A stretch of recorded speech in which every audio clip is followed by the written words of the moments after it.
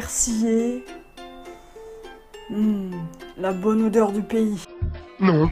Bonjour à tous, j'espère que vous allez bien, c'est Instant Reptile et on se retrouve aujourd'hui pour une toute nouvelle vidéo où nous allons parler d'une plante un petit peu spéciale. J'ai nommé la sensitive. On se retrouve juste après le jingle pour en parler, vous allez voir. C'est une plante vraiment très spéciale et pour ma part je ne connaissais vraiment pas avant qu'on me la montre. C'est parti.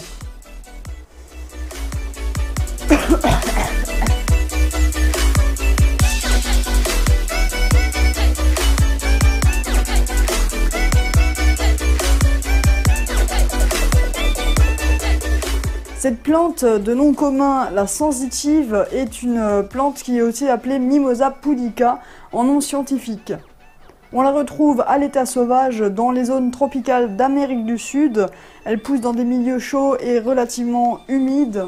Et c'est pour cela que c'est une plante en intérieur qui va nécessiter en été 1 à 2 arrosages par semaine et un peu moins en hiver. Donc il faudra vraiment très bien l'arroser et la maintenir dans un milieu chaud.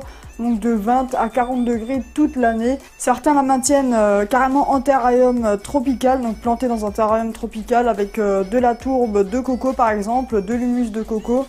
Ça fonctionne très bien, il faut un terreau qui garde bien l'humidité et qui est très nutritif.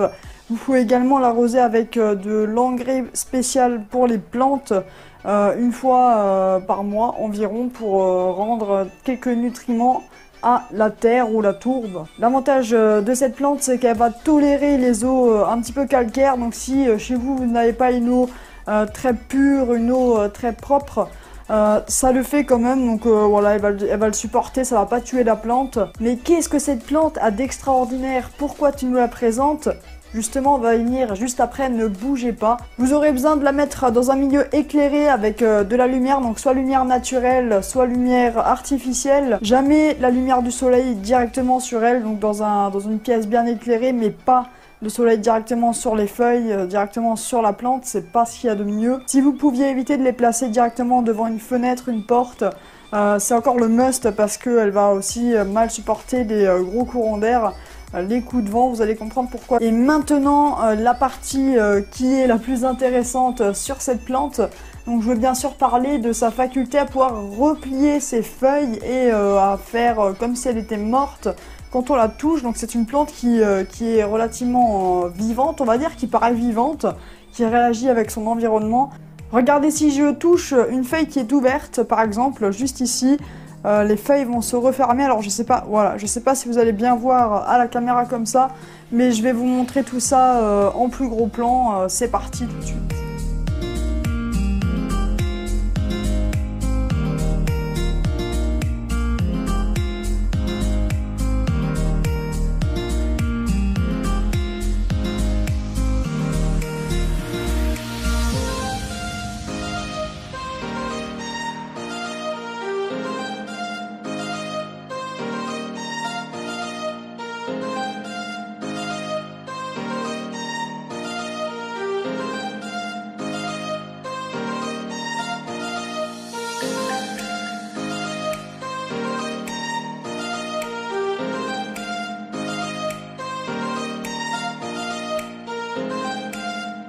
La plante va se replier sur elle-même, donc replier ses feuilles et faire baisser ses tiges pour paraître flétrie, paraître vraiment moche, dégueulasse envers les prédateurs comme les escargots par exemple et d'autres insectes qui mangent et se nourrissent des feuilles des plantes et des tiges, des racines, etc.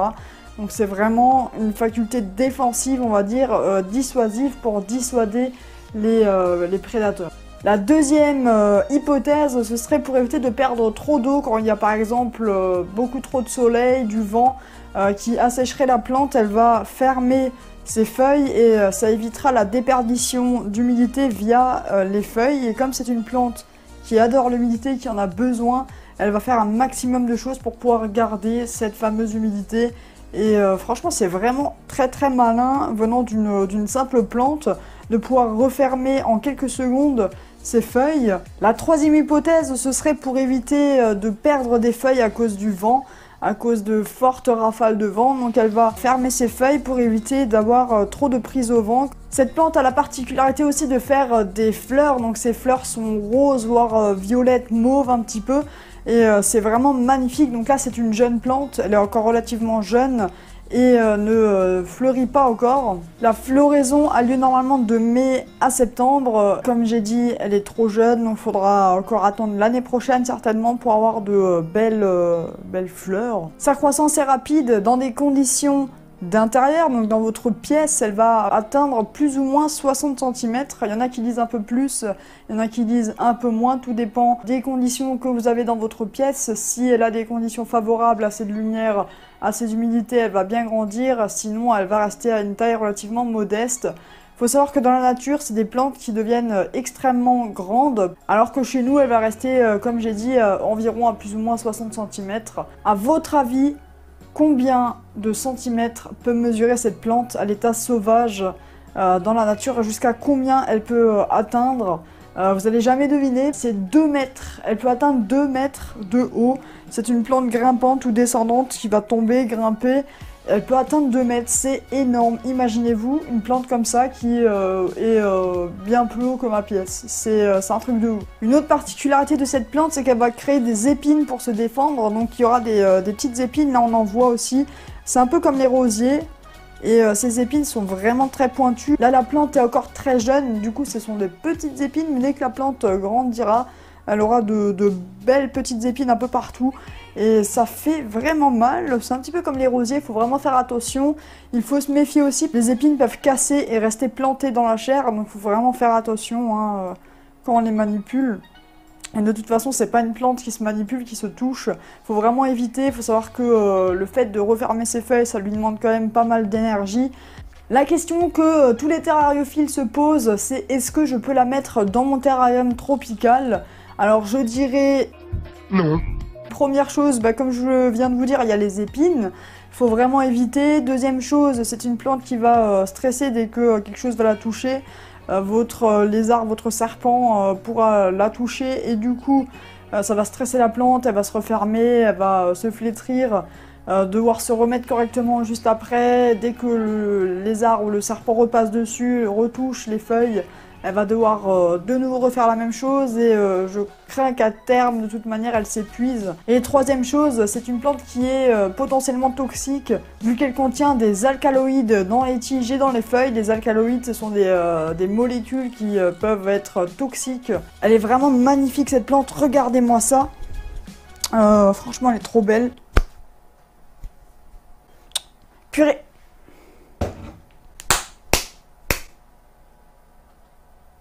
Mais il avait raison! Il a raison, mes mains me contrôlent. Comment tu as su? Comment tu as deviné que mes mains me contrôlent? Tu as raison. Vous pouvez la retrouver dans votre jardinerie sans problème. Normalement, ils en vendent un petit peu partout. Mais c'est vrai que pour ma part, c'est vraiment la première fois que je vois ce genre de plante. Quand on m'a dit oui, quand on la touche, elle se referme. Quand on souffle dessus, elle se referme, j'y croyais pas trop et finalement c'est vrai, c'est un peu le même mécanisme que les plantes carnivores, sauf que là c'est vraiment plus une technique d'intimidation, de défense si on veut, de dissuasion plutôt, c'est le terme exact. Voilà, j'espère que ce nouveau sujet, donc les plantes, vous aura plu. Je suis conscient que ça ne plaira pas à tout le monde, que beaucoup de personnes sur la chaîne veulent voir des animaux, des bêtes, des choses qui vivent. Il faut savoir que les plantes sont des êtres vivants également, donc elles ont tout à fait leur place dans cette chaîne, sur cette chaîne. L'avantage avec ce sujet-là, c'est que les plantes, c'est une chose accessible à beaucoup plus de monde que les reptiles par exemple, ou les insectes, et ça demande moins de moyens, moins d'investissement. À l'avenir, il y aura d'autres vidéos sur la chaîne qui parleront de différentes plantes. Il y a tellement de choses aussi à dire là-dessus, ça fait aussi partie de la biodiversité.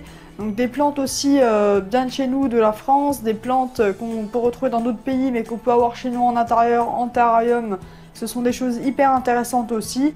Et nous avons aussi dépassé les 500 abonnés. 500 abonnés, c'est un chiffre symbolique, c'est vraiment un truc de ouf. Je m'y attendais vraiment pas. Je vous remercie énormément, c'est grâce à vous que j'ai réussi à passer ce cap. Merci beaucoup à tous. J'ai fait une commande d'insectes à manger, donc je vous l'avais promis en live que je mangerai des insectes, bien sûr, et des insectes comestibles à manger. C'est fait exprès pour l'alimentation humaine. Je vous avais promis que j'en mangerai en vidéo, que je vous ferai une dégustation d'insectes, etc. Donc pour moi, ça va être vraiment un challenge. J'en ai jamais mangé de ma vie. Je sais pas du tout comment je vais réagir face à ces petites bêtes que je vais devoir mettre dans ma bouche. Mais comme je vous l'ai promis, je vais le faire. Il y a une vidéo spéciale 500 abonnés qui va arriver bientôt. Et ça, vous allez bien rigoler à mon avis. En attendant, vous pouvez laisser un petit pouce bleu, ça fait toujours plaisir. N'hésitez pas à partager la vidéo, histoire que un maximum de monde puisse la voir. Et histoire de toucher un maximum de monde que ça pourrait intéresser. Vous pouvez aussi passer discuter avec nous sur le serveur Discord. C'est un serveur vocal et chat écrit. C'est totalement gratuit, il n'y a aucun risque. Vous pouvez venir dessus parler avec nous, c'est anonyme. N'hésitez surtout pas, venez, on est totalement ouvert. Ça nous ferait extrêmement plaisir. Vous avez aussi le groupe Facebook Instant Reptile, la page Facebook, tous les liens en description. Je vous souhaite une bonne journée, merci à tous. C'était Instant Reptile. A bientôt pour la vidéo des 500 abonnés. Wake up the stars tonight. We'll be burning on and on, building a brighter light where no one knows a place untold.